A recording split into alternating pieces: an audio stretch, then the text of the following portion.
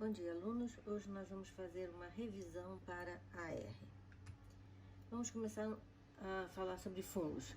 Os fungos são os bolores, os cogumelos e as orelhas de pau, e também as leveduras. E temos espécies unicelulares e espécies pluricelulares.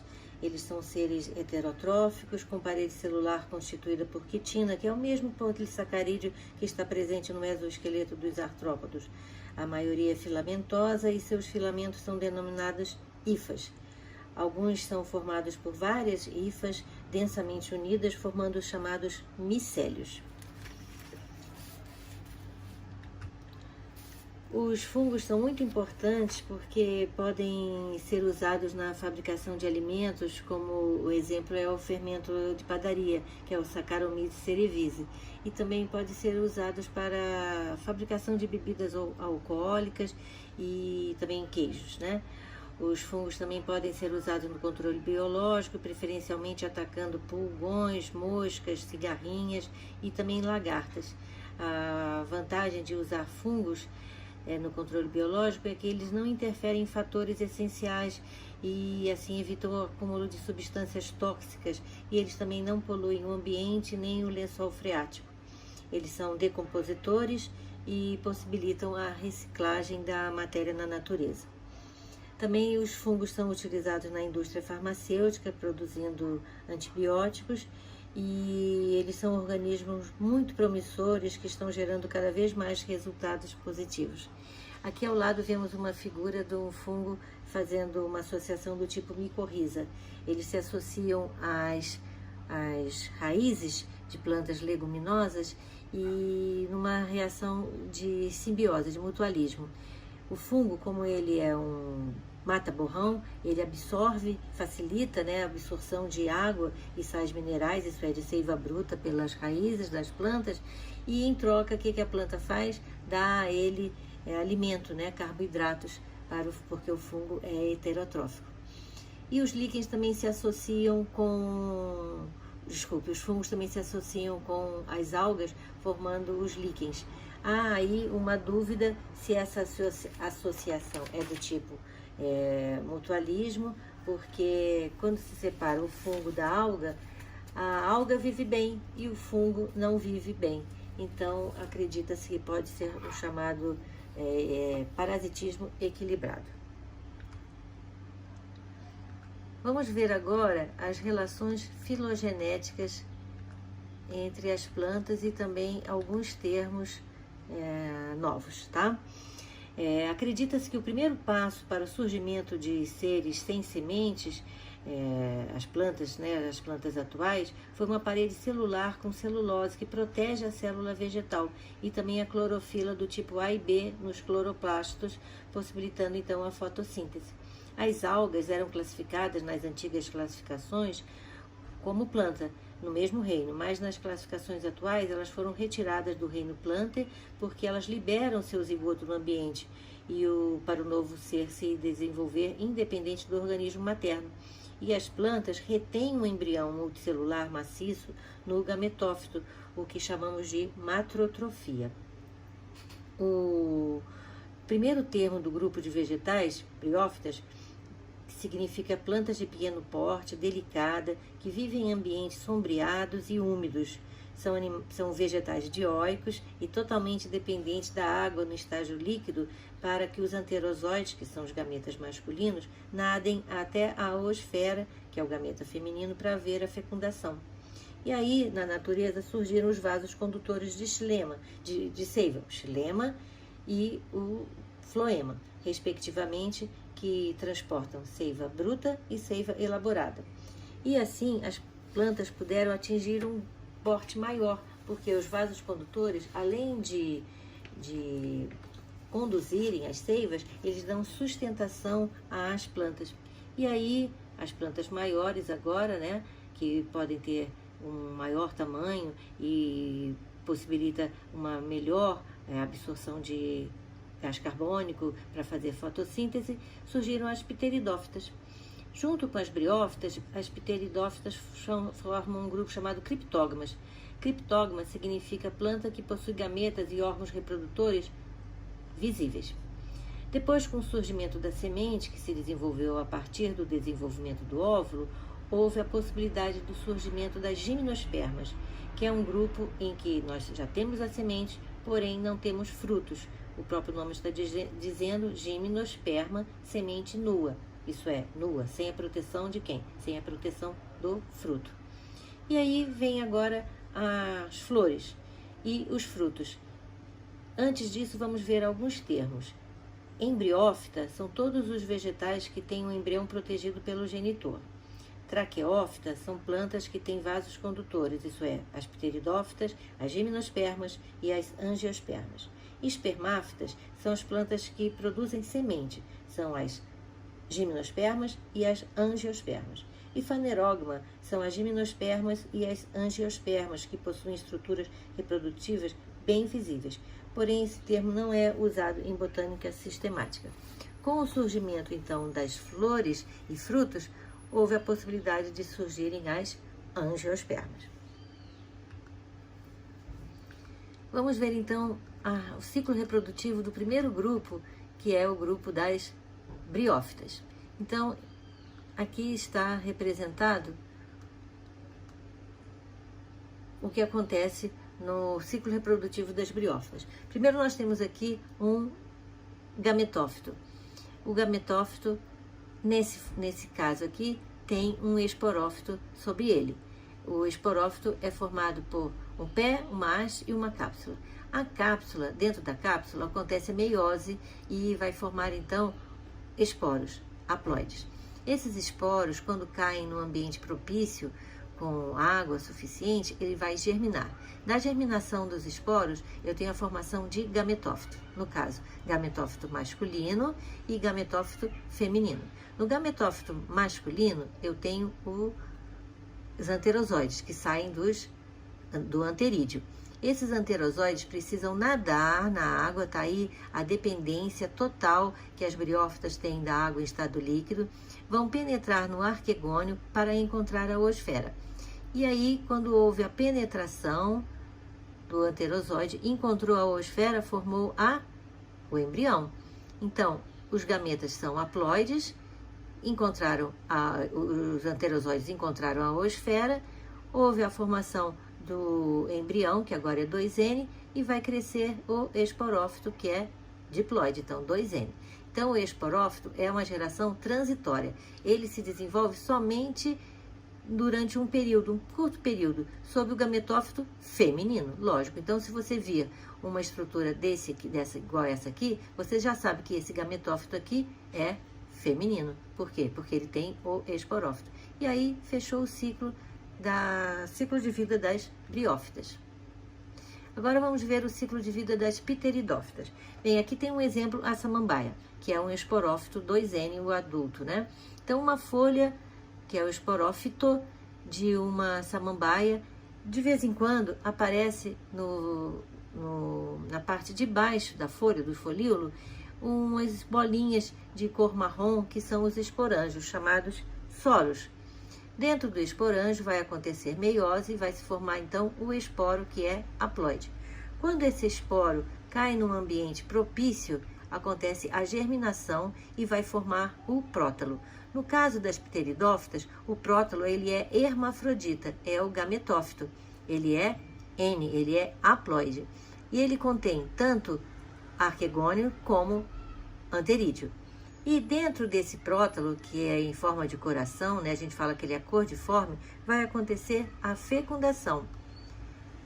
Os anterídeos vão nadar também, tá aí a dependência da água ainda, né, água em estado líquido, vão nadar e vão encontrar a oosfera. Quando aconteceu esse encontro, houve a fecundação e aí vai formar o zigoto 2N, que vai crescer sobre o prótalo, que vai ter uma vida curta. Ele vai viver somente até o esporófito 2N já desenvolver raizezinhas e ter condição dele mesmo se sustentar, tá? Então, quando ele puder se sustentar, coincidentemente, o gametófito já desapareceu. Não se esqueçam, então, que a partir das pteridófitas já há uma inversão. A geração dominante é a geração esporofítica, o esporófito. E a geração gametofítica, que é o prótalo, aqui o gametófito, ela é passageira, ela dura muito pouco.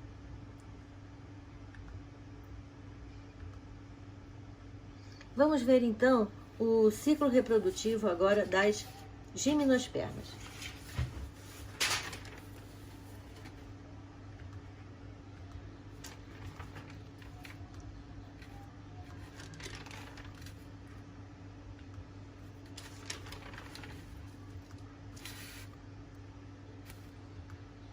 Então vamos ver aqui o ciclo reprodutivo do gênero Pinus, que é originário do hemisfério norte, porém ele é cultivado aqui no Brasil também, tá? Os estróbilos femininos desses pinheiros, eles são conhecidos como os pinhas, e certamente vocês conhecem de decorações natalinas, né?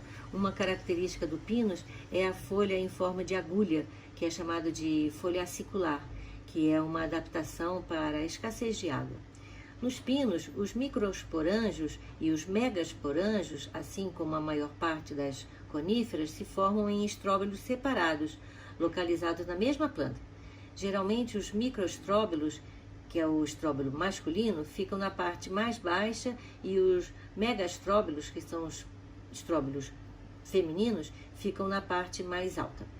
Os microestróbilos têm de 1 a 2 centímetros e os megastróbilos podem chegar até a 20 centímetros, bem maior. Então, no início da primavera, os microsporócitos, que são as células-mãe dos grãos de pólen, estão nos microsporângios, sofrem meiose e cada um deles produz 4 micrósporos haploides. Cada micrósporo diferencia-se em um grão de pólen, que é alado e é liberado pelo microestróbilo e é carregado pelo vento até o megastróbilo, o que chamamos de anemofilia, isso é, o transporte do grão de pólen pelo vento. Aí os grãos de pólen caem entre um megasporófilo dos megastróbilos e grudam na secreção que a micrópila, que é a abertura do óvulo, produz. Quando essa secreção retrai, o grão de pólen entra no óvulo e ao entrar em contato com o nucelo, ele germina e cada um forma um tubo polínico. Depois de mais ou menos um mês da polinização, o megasporócito se divide por meiose e origina 4 células haploides. 3 degeneram e uma se transforma no megásporo funcional. E o que está acontecendo no óvulo? Estão formando os arquegônios, geralmente 2 ou 3 por óvulo. E o que está acontecendo no grão de pólen? O grão de pólen, que havia iniciado a formação do tubo polínico há 12 meses atrás, está agora nas proximidades do gametófito feminino. Enquanto isso, a célula generativa sofre mitose e origina a célula estéril, a célula espermatogênica. E aí, pouco antes do tubo polínico chegar ao gametófito feminino, a célula espermatogênica ou espermatógena sofre mitose e origina as 2 células espermáticas, completando o amadurecimento do gametófito masculino. Aí, mais ou menos 15 meses depois da polinização, o tubo polínico chega à aosfera e suas membranas se fundem. O conteúdo do tubo polínico penetra na aosfera, as 2 células espermáticas também. Uma degenera e a outra se funde à aosfera. Neste caso, ocorre a chamada poliembrionia, quando as oosferas dos 2 ou 3 arquegônicos são fecundados, porém apenas um embrião vai conseguir se desenvolver. Como vocês viram, todo esse processo é bem demorado, né? Passam 2 anos desde a formação dos esporângios até a liberação das sementes. O embrião é nutrido durante o seu desenvolvimento pelas células do gametófito feminino que estão ao seu redor. E uma das 3 camadas do óvulo endurece e forma a casca da semente. Aí, quando a semente estiver madura, o embrião lá dentro apresenta já primórdios da raiz, primórdios do caule e de folhas, e o cotilédon ele vai desprender do estróbilo feminino, cair no solo e germinar. E o que é a germinação? É a retomada do desenvolvimento do embrião que cresce, perfura a casca da semente e dá origem ao novo esporócito, tá? Esporófito, desculpe. Então, nós vamos ver agora o que é a semente.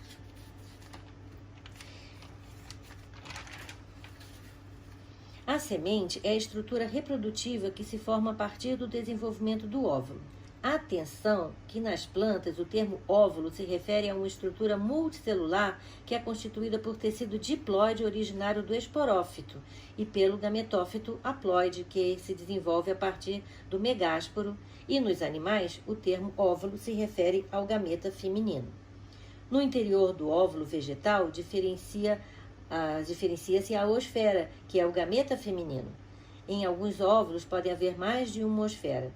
Nas gimnospermas, o óvulo se desenvolve a partir de uma folha fértil, o megasporófilo, igual nas selaginelas, né?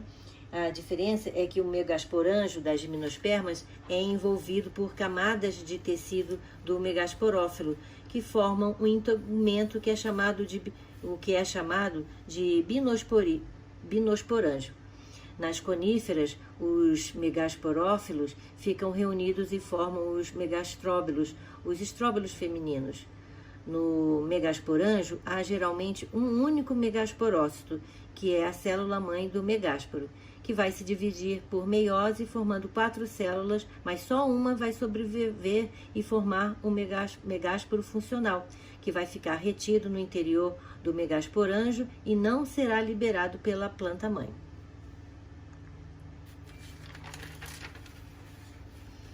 Outra importante novidade evolutiva das gimnospermas foi a conquista da independência da água em estado líquido para a fecundação. Vocês lembram que até agora os anterozoides tinham que nadar para encontrar a oosfera, não é? Nas plantas com semente, o gametófito masculino parcialmente desenvolvido, que é denominado grão de pólen, é transferido pelo ar para perto do gametófito feminino, que está no interior do óvulo. Essa transferência é denominada polinização, e nas gimnospermas acontece geralmente pelo vento, que é denominado anemofilia. A polinização das gimnospermas consiste na chegada do grão de pólen à micrópila do óvulo, que é a abertura do óvulo, né? A micrópila. Quando o grão de pólen chega à micrópila, forma-se um tubo polínico por meio do qual o gameta masculino atinge a oosfera fecundando-a. A formação do tubo polínico é estimulada por substâncias presentes na micrópila. Então, esse é o ciclo de vida das gimnospermas. Vamos ver agora o ciclo de vida das angiospermas.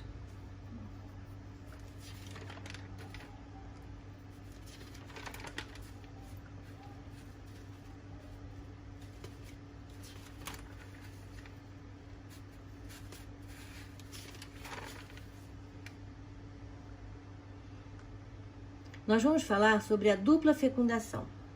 Uma vez no estigma de uma flor compatível, o grão de pólen absorve a solução açucarada produzida pelo estigma e germina, formando o tubo polínico.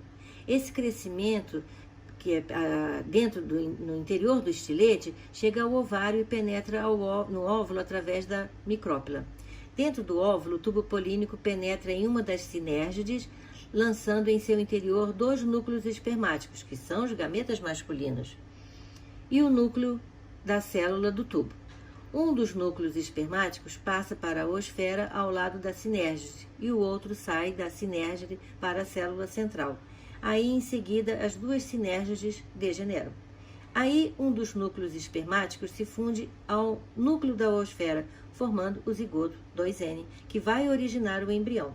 O outro núcleo espermático funde-se aos 2 núcleos polares da célula central, originando uma célula triploide, que vai se dividir por mitoses e vai originar, então, endosperma, que é o que vai nutrir o embrião.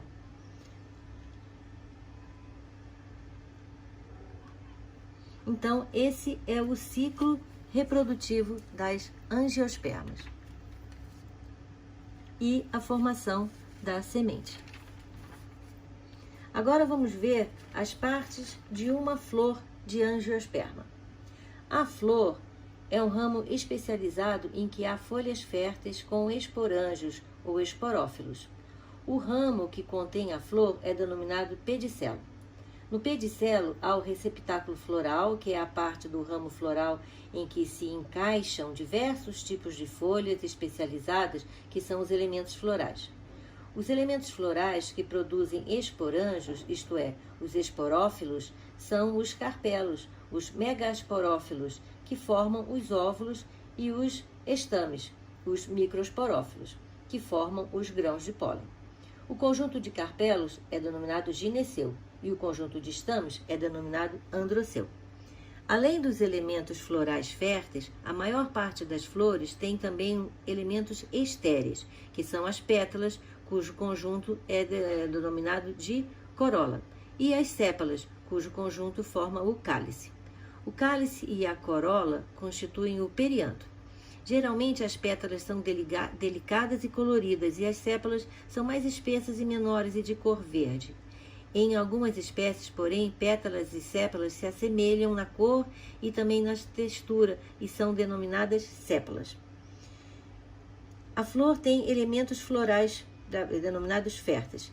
São os estames, que são os microsporófilos, e os carpelos, que são os megasporófilos. Estame é um microsporófilo constituído por uma haste, o filete, que sustenta uma estrutura com lóbulos, que é chamado antera. A antera contém em seu interior 4 microsporângios, os anvrosporângios, denominados sacos polínicos. Dentro dos sacos polínicos formam-se os microsporócitos, que são as células-mãe dos grãos de pólen. Os microsporócitos se dividem por meiose e produzem células haploides, que se diferenciam em grãos de pólen. A flor pode ter um ou mais carpelos, que são chamados os megasporófilos, que se dobram, fundem-se nas bordas e formam uma estrutura fechada que lembra um pequeno vaso com a parte de baixo dilatada e a parte de cima é mais afilada. Essa estrutura é chamada de pistilo. A base dilatada do pistilo é o ovário, no interior da qual se formam os óvulos, ou óvulo, dependendo da espécie, né? E a parte de cima é chamado estilete, por onde o tubo polínico vai penetrar em direção ao ovário durante a fecundação. Na ponta superior do estilete temos o estigma, onde cairão os grãos de pólen durante a polinização. O estigma muitas vezes produz uma substância assim meio grudentinha para evitar que o grão de pólen, quando cai ali, que ele escorregue. Então, para segurar o grão de pólen ali. Os óvulos das angiospermas, como nós vimos nas gimnospermas, também são constituídos pelo megasporângio revestido por tegumento. A região do ovário, a partir da qual se forma o óvulo, onde ele permanece unido até a maturidade, por analogia, nós vamos chamar de placenta. Agora vamos falar sobre polinização. Antes da polinização propriamente dita, acontece um fenômeno chamado de deiscência, que consiste na abertura das anteras com a liberação dos grãos de pólen. A polinização é o transporte do grão de pólen até o estigma da própria flor ou de uma outra flor. Essa pode ser realizada pelo vento, que a gente chama de anemofilia, ou por insetos, no caso de entomofilia, por pássaros, ornitofilia, por morcegos, quiropterofilia, pela água, hidrofilia, ou mesmo pelo homem, quando a gente usa procedimentos artificiais para a polinização de espécies cultivadas, né? Esses todos são chamados de agentes polinizadores. As plantas desenvolveram várias adaptações para garantir a polinização. Por exemplo, as plantas que têm o vento como agente polinizador, como as gramíneas, por exemplo, têm flores bem pequenas e nenhum tipo de atrativo, e têm as anteras com filetes longos e flexíveis que oscilam com o vento. Elas também produzem grande quantidade de pólen. Já as flores polinizadas pelos animais têm características que atraem esses agentes polinizadores, como, por exemplo, uma corola cheirosa, comestível, e aí eles podem economizar na produção de grão de pólen, não precisa produzir tanto grão de pólen. Na natureza, não é vantajoso a autofecundação. Por quê? Porque limita a variabilidade genética. Então, a autofecundação é quando o grão de pólen fecunda um óvulo da mesma planta. Por outro lado, na natureza é estimulada a fecundação cruzada. E o que é fecundação cruzada? É quando um grão de pólen chega a uma flor de uma outra planta. Isso é, quando o grão de pólen fecunda um óvulo de uma planta diferente. A fecundação cruzada é muito importante para que se formem novas combinações gênicas na descendência e na adaptação da prole a possíveis variações do ambiente. Nós podemos citar vários mecanismos que a planta usa para evitar a autofecundação, como, por exemplo, a dicogamia, que é o amadurecimento dos estames e ovários em épocas diferentes, ou quando os estames amadurecem primeiro, chamamos de prototandria, e quando os pistilos amadurecem primeiro, chamamos de progonia. Também pode acontecer um fenômeno dito ercogamia, que é quando há uma barreira física para impedir a autofecundação. Um exemplo de ercogamia a gente vê aqui no desenho, que é quando a diferença de posições de estigma e antera, tá bom? Então, também pode acontecer um fenômeno chamado de autoincompatibilidade genética, que é quando os grãos de pólen produzidos por uma planta são incompatíveis com os pistilos de suas próprias flores e só se desenvolvem em outras flores. Agora vamos falar sobre os frutos. O fruto é o resultado do desenvolvimento do ovário após a fecundação e sua formação é desencadeada por hormônios geralmente liberados pela semente. Quando o grão de pólen chega ao estigma de uma flor e forma o tubo polínico que penetra através do estilete e chega à micrópila do óvulo para fecundar a oosfera pelo núcleo espermático, está dado o primeiro passo para a formação do fruto, pois a estrutura que guarda o óvulo, o ovário, agora vai guardar as sementes, o fruto. Os frutos, nós podemos falar de frutos partenorcárpio, por exemplo. São formados a partir do ovário sem que tenha ocorrido a fecundação, portanto, não formam sementes, porque não se desenvolvem os óvulos. São exemplos a banana, o limão Tahiti e a laranja baiana. A banana que nós comemos, ela não sofreu fecundação, ela é produzida através de reprodução chamada vegetativa. Nós podemos também falar em pseudofrutos, que são algumas espécies que, além do ovário, outras partes da flor também crescem após a fecundação e podem se tornar comestíveis. São exemplos de pseudofruto o caju, em que o fruto verdadeiro é a parte dura, que ela é a gente chama de castanha, né? E a parte suculenta, comestível do caju, se origina do desenvolvimento do pedicelo da flor. Outro exemplo de pseudofruto são a maçã e a pera, onde o verdadeiro fruto é a parte central endurecida, que a gente geralmente joga fora, né? Dentro do qual se encontram as sementes. As partes suculentas e comestíveis são resultado do desenvolvimento do receptáculo floral. Na história evolutiva das plantas, o fruto certamente desempenhou um papel primordial de proteger a semente e, posteriormente, aconteceram adaptações que lhes possibilitaram a função de dispersão da semente. E assim também das espécies, né? Possibilitando a chegada a lugares distantes da planta-mãe.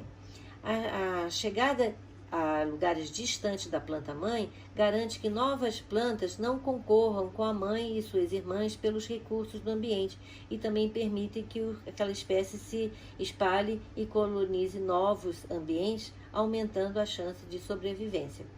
Também o acúmulo de açúcares, o fato de terem se tornado coloridos e muitas vezes perfumados, e assim eles atraem animais e também o homem, que ao comer o fruto libera as sementes e as dispersam pelo ambiente, o que chamamos de zoocoria.